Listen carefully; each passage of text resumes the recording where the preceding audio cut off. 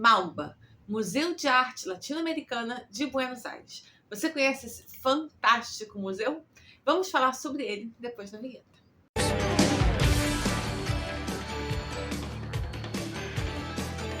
Oi, sou eu, Amanda, aqui novamente no Arte para Você, e hoje vamos falar sobre o MAUBA, o magnífico Museu de Arte Latino-Americana de Buenos Aires. Semana passada a gente teve o feriado de 7 de setembro e eu estendi esse feriado e emendei no final de semana lá em Buenos Aires, cidade que eu gosto muitíssimo. E, claro, não podia deixar de não ter ido ao MAUBA, esse museu maravilhoso, e vamos falar um pouquinho mais sobre ele agora. Antes da gente continuar a nossa conversa sobre o MAUBA, vou pedir para que vocês assinem o canal, caso ainda não tenham assinado, e deem o like no vídeo para ajudar a chegar a mais pessoas. Me ajuda muito e ajuda também na distribuição do vídeo. Bom, Buenos Aires, para começo de conversa, é uma cidade com museus maravilhosos. Ela tem muitos bons museus e uma cena artística, né, muito forte. O principal teatro da cidade, por exemplo, o Teatro Colón, além de ser deslumbrante, ele tem uma das 5 melhores acústicas do mundo, e se eu não me engano talvez seja a terceira ou quarta, sendo que os 2 primeiros são teatros na Alemanha. Então, assim, é um dos melhores lugares do mundo para você ver um concerto, por exemplo, porque é uma das 5 melhores acústicas em todo o mundo. A arquitetura de Buenos Aires é simplesmente maravilhosa. A gente vê que é uma cidade que teve, né, um planejamento urbano muito semelhante ao que foi feito em Paris, na época do Haussmann, por exemplo, né? Então, assim, a gente tem aquelas avenidas muito largas, as calçadas largas, parques lindíssimos, super bem cuidados, praças enormes, né? Que você vê que são feitas assim para serem ocupadas pela população, né? São feitas para serem usadas, praças enormes, lindíssimas, né? Assim, então tem todo um planejamento urbano, geométrico, né? Você vê que a cidade foi toda pensada. Tem avenidas lindíssimas, tem prédios maravilhosos, tem muita inspiração da arquitetura francesa, naturalmente, claro, muita inspiração das cidades espanholas. Então, assim, a gente vê que teve toda uma ideia de cidade ali por trás, que é simplesmente, assim, magnífica. E é a cidade com o maior número de livrarias por metro quadrado no mundo, não é nenhuma cidade europeia, não é Nova York, não é nenhuma das cidades universitárias americanas, é Buenos Aires em termos, né, de a população e o número de livrarias, né, por metro quadrado per capita. Então é a cidade com o maior número de livrarias por pessoas, né, digamos assim, a maior proporção entre livrarias e habitantes. Tem a maravilhosa livraria Ateneu, onde era um grande teatro, agora na livraria. Então é uma cidade onde a cena cultural realmente é muito forte. E lá, há 20 anos, está fazendo esse ano, foi inaugurado o MAUBA, que é um museu só de arte latino-americana do século XX. E é muito interessante a gente ter um museu que é voltado especialmente para a arte latino-americana. Porque, claro, que toda a história da arte, inclusive, acho que o que eu faço aqui também, naturalmente, eu não deixo de cair nesse mesmo problema, e todos os grandes livros, as principais referências e os grandes museus do mundo, evidentemente, elas têm um recorte muito eurocêntrico, né? Quando a gente fala em história da arte, a gente fala, se você pensar, inclusive, no grande modelo educacional que é adotado, né, digamos assim, se você pensar, inclusive, nos grandes livros, nas grandes referências, seja o Gombrich, seja o Hauser, enfim, todos eles seguem um modelo que começa no Egito, tem ali um pouco de Mesopotâmia, Grécia, e quase que passa por Roma e pula, né? Já tá de Grécia e Roma, já está direto para a Europa e fica lá um tempão, e depois atravessa o Atlântico e vai falar muito dos Estados Unidos, né, com o expressionismo abstrato, a pop art, né, ali no pós-guerra, que de fato a cena artística mundial, né, centralizada, digamos assim, se deslocou dos Estados Unidos, né, se deslocou da Europa para os Estados Unidos, né, ela atravessou o Atlântico de Paris para Nova York, principalmente, e então depois espalhou-se, né, pelos Estados Unidos, mas que principalmente depois teve uma cena muito forte também em Los Angeles, na Califórnia, mas ficou muito concentrada ali nas costas dos Estados Unidos, e os Estados Unidos se tornou, né, a referência principal, de novo, né, muito centrado também em Nova York, mas o produtor e distribuidor principal de produtos culturais, digamos assim. A Inglaterra também tem um protagonismo no século XX, ela tem uma cena de pop art muito forte, depois ela tem os Young British Artists, teve ali a geração do Lucian Freud. Então, continuam coisas que reverberam ali, mas os Estados Unidos se tornou o centro principal. O que não quer dizer que não existiam, ao longo de todo esse tempo, não existiram coisas muito interessantes acontecendo em todo o resto do mundo. Geralmente, quando a gente vai estudar impressionismo, a gente tem que parar para falar da arte japonesa, porque teve uma enorme influência no movimento impressionista. Quando a gente vai falar, evidentemente, de Egito, claro que a gente não está falando de Europa. Aí, eventualmente, você tem que normalmente abre-se hiatos, né, ou parênteses, assim, aí vai buscar-se uma referência da arte persa, por exemplo, vai buscar-se uma referência de Turquia, de Império Turco-Otomano, a gente vai falar alguma coisa de Mesopotâmia, né, a gente vai saindo do centro europeu ocidental, principalmente. Aí, de vez em quando, puxa-se, né, uma coisa de Rússia, depois tem ali um movimento de arte soviética, que era muito controlada pelo governo, mas assim, né? Então, assim, a narrativa é extremamente eurocêntrica e tem esses olhos muito para esse recorte de Europa ocidental. É claro que a arte chinesa é riquíssima, maravilhosa, extraordinária, e sempre existiu, inclusive desde muito antes. Porque a gente tem que lembrar também que por muito, muito, muito tempo, a Europa ocidental, que depois tornou-se referência, né, artística, intelectual, política, ela por muito tempo foi muito atrasada em relação a muitas outras partes do mundo, né? A civilização chinesa é muito mais antiga e por muito tempo, em várias fases da história, esteve muito avançada em relação à Europa, que era uma pocilga, né? O Império Persa é um exemplo, né? O Império Babilônico, Alexandria, o Egito, então, nem se fala. Por muito tempo, né, o Oriente Médio foi muito mais avançado que a Europa em termos de ciência, tecnologia, matemática, né? Então, assim, esteve muito, muito à frente tecnologicamente falando, cientificamente falando. A história do mundo não é linear, né? A história das civilizações, ela é assim, ela é completamente ela não é necessariamente uma linha reta e não necessariamente é uma linha evolutiva sempre para cima, né? Ela é cheia de tropeços, né? Ela não é nada linear.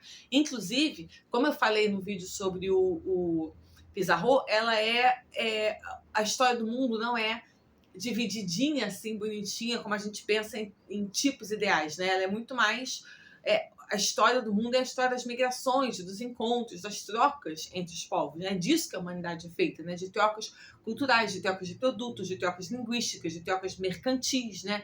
Então, assim, não quer dizer que o único lugar onde se produziu arte foi a Europa Ocidental a partir de um recorte pós Roma, né? O pós-renascimento. Claro que não, né? A partir da Idade Média, claro que não.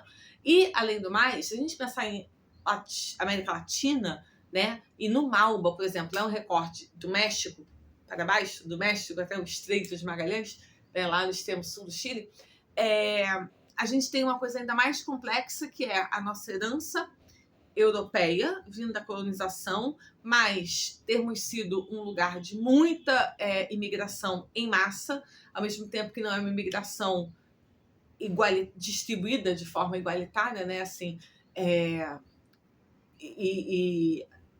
eu digo assim, desigual no sentido não só de quantidade, alguns países receberam levas de migração de massa muito maiores que outros, mas, né, por exemplo, aqui no Cone Sul, especialmente no Brasil, Argentina, Uruguai, a gente recebeu enormes levas, né, de italianos, né? A Argentina tem uma enorme população italiana, né, de origem italiana, assim como o Brasil, assim como o Uruguai. Lá eles tiveram muito mais espanhóis do que aqui. Nós tivemos aqui quantidades imensas de imigrantes do Oriente Médio, porém não somente no Brasil, mais no Brasil do que em outros países, mas a Colômbia, por exemplo, também teve recebeu uma leva grande de imigrantes do Oriente Médio.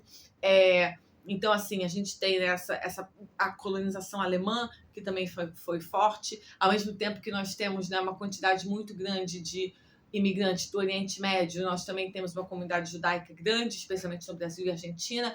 Tivemos, né, claro, evidentemente, os africanos que vieram trazidos escravizados. Então, né, a identidade da América Latina toda é muito plural, né? Muito fragmentado. É até difícil falar em América Latina inteira, pegando do México para baixo, porque são países, né, muito distintos, são culturas distintas.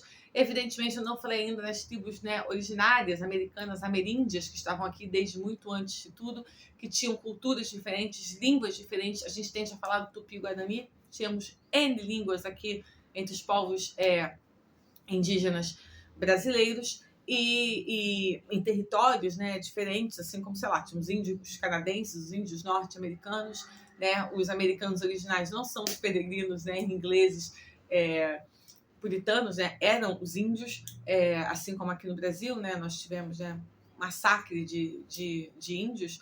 O México, por exemplo, né, tem uma origem indígena e uma presença indígena mais forte, assim como o Chile também. Então, ao mesmo tempo que o Brasil tem uma presença, né, africana, não apenas étnica, mas como cultural, também muito maior do que de outros países da América Latina. Mas então nós tivemos, né, todos esses encontros que também, evidentemente, foram produzir uma arte que também é muito típica, né, que é uma arte que sofreu, evidentemente, toda a influência da escola europeia. Muitos artistas aqui saíram para estudar na Europa ou nos Estados Unidos. Não vamos nem falar da relação lá meio simbiótica, meio complexa que o México, particularmente, tem com os Estados Unidos, porque a gente tem que contar que o México não é por cima é América do Norte, mas é América Latina, é uma posição ali muito híbrida, né? Muito, muito, muito particular. Então, assim, até falar em arte latino-americana também é uma coisa muito ampla, até ambicioso, porque tem algo em comum em tudo isso, mas ao mesmo tempo tem muita diferença, tem muita fragmentação cultural, tem muitas particularidades, tem muitas sub-identidades dentro dessas identidades. E no caso do Brasil, particularmente, nós ainda temos uma outra língua, né? Nós somos os únicos que falamos português, ao mesmo tempo que somos o maior país, então a nossa população é maior do que, acho que quase que talvez tão grande quanto os nossos vizinhos, ou maior, enfim, não sei, não vou falar besteira aqui, mas assim, né, até pelo nosso tamanho em termos, né, de continente, então nós somos os únicos que falamos uma língua diferente, mas temos mais falantes dessa nossa língua. Então, assim, você pensar em toda essa questão identitária de América Latina é muito interessante. E o museu, então, se propõe a fazer somente esse recorte. Tem o Museu Nacional de Belas Artes de Buenos Aires, que tem uma coleção de arte europeia simplesmente maravilhosa, e também tem de arte latina e tem de arte indígena, é mais um museuzão assim, mas o Malba tem esse recorte muito mais específico, né, de arte latino-americana do século XX. Então, realmente, lá você vai ver artistas de todos, ou de quase todos os países da América Latina, e ela coloca muitas dessas problemáticas que eu estava falando aqui, traz à tona, né? Então, assim, a gente vai ver sessões falando sobre a herança ameríndia, a herança africana, as fragmentações e as disparidades identitárias, as questões de desigualdade social, que são super profundas, né, historicamente na América Latina, as questões políticas, né, assim, o histórico de instabilidade política que tem na América Latina, as muitas, né, heranças étnicas, culturais, históricas que fizeram, né, esse caldeirão aí de misturas da América Latina, essa coisa de a gente se ver um pouco como ocidental, especialmente aqui mais para o Cone Sul, né, Brasil, Argentina, Chile, Uruguai, a gente se vê como Ocidente, mas a gente não é considerado totalmente Ocidente, é Global South, né, assim, é uma outra coisa. E o museu traz um acervo magnífico, maravilhoso, que coloca todas essas questões à tona, né? Então, assim, a gente vai ver muita arte discutindo desigualdade social, discutindo as problemáticas econômicas, as tensões étnicas, as tensões políticas, as tensões identitárias, né? Esse eterno quem somos em relação a nós mesmos, quem somos no mundo, como organizar, né? E como tentar arrematar um lugar que tem uma história, né, de tanta violência, um lugar que tem uma história de tanta dominação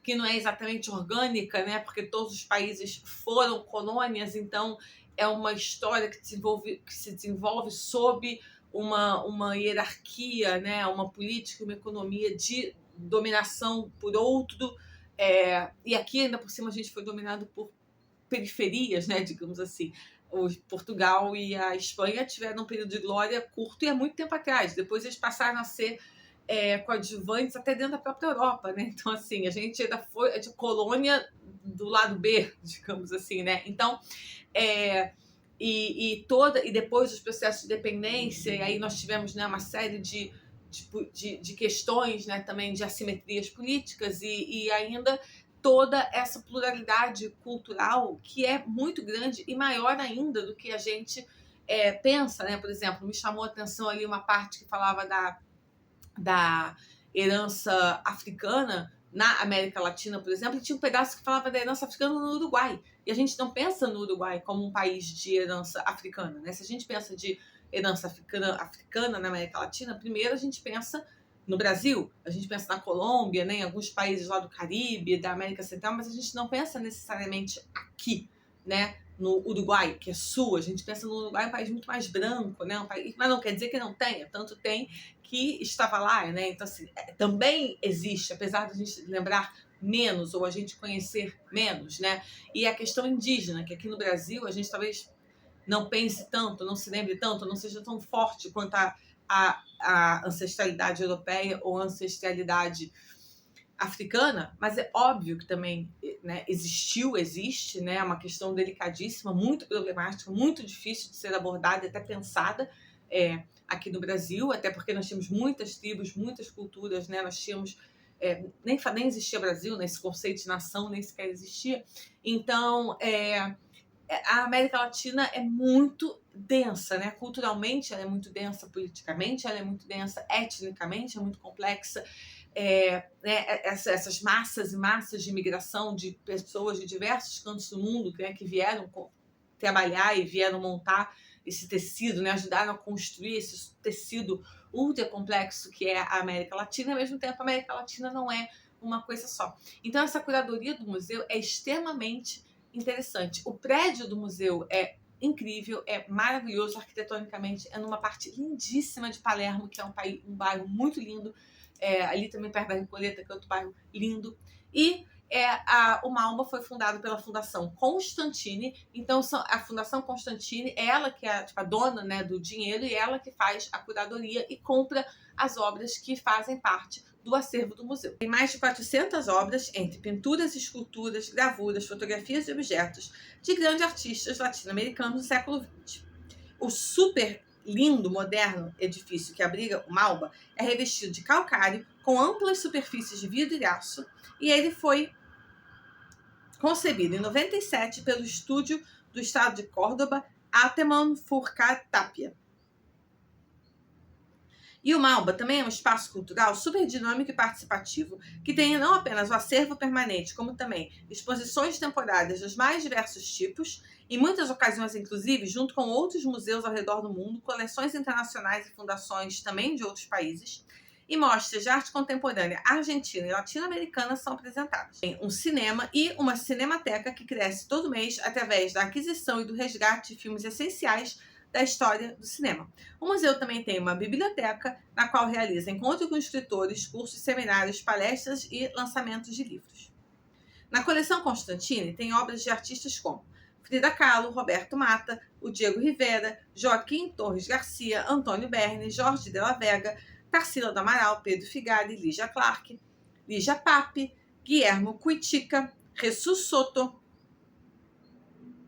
Nelson Lerner, Cildo Meirelles e muitos outros. Martinari, Wilfred Lan, Hélio de Sica, Rafael Barradas. Uma coisa muito interessante para nós brasileiros é que uma grande parte do acervo do Malba é feita de artistas brasileiros. Talvez a obra mais famosa que esteja lá é o Abaporu, da Tarsila do Amaral. Não é o único quadro dela que está lá. Temos outros, mas assim, como eu falei, tem quadros lá do Di Cavalcante, do Portinari, do Hélio de Sica, da Lígia Clark, da Lígia Pape. Enfim, eu não vou conseguir lembrar agora de cabeça de todos os brasileiros que a gente tem lá, porque realmente são muitos, muitos. Eu não sei se talvez metade, mas assim, uma parte muito significativa da coleção do Malba é de artistas brasileiros, assim, né, de várias gerações, de várias idades, de várias regiões do Brasil. Então, assim, é muito interessante ver a força, né, que a arte brasileira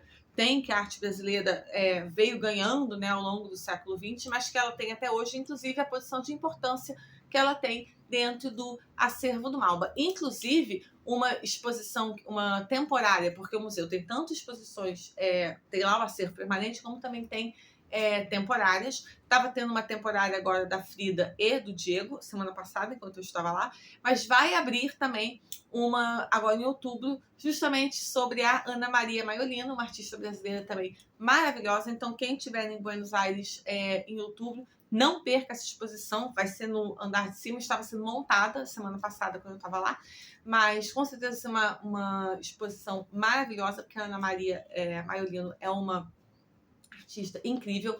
Logo assim na entrada tem uma exposição, logo assim na entrada, né, quando a gente começa a visita pelas salas da exposição permanente, tem uma escultura imensa da Maria Martins, que estava com uma exposição na casa, na Fundação Roberto Marinho, aqui no Rio. Tem uma escultura dela gigantesca, assim como de alguns artistas mais recentes também. Lá você vê Antônio Dias, você vê Rubens Gershman, enfim. Ou seja, tem artistas brasileiros de várias gerações, assim, de idades diferentes, de épocas diferentes.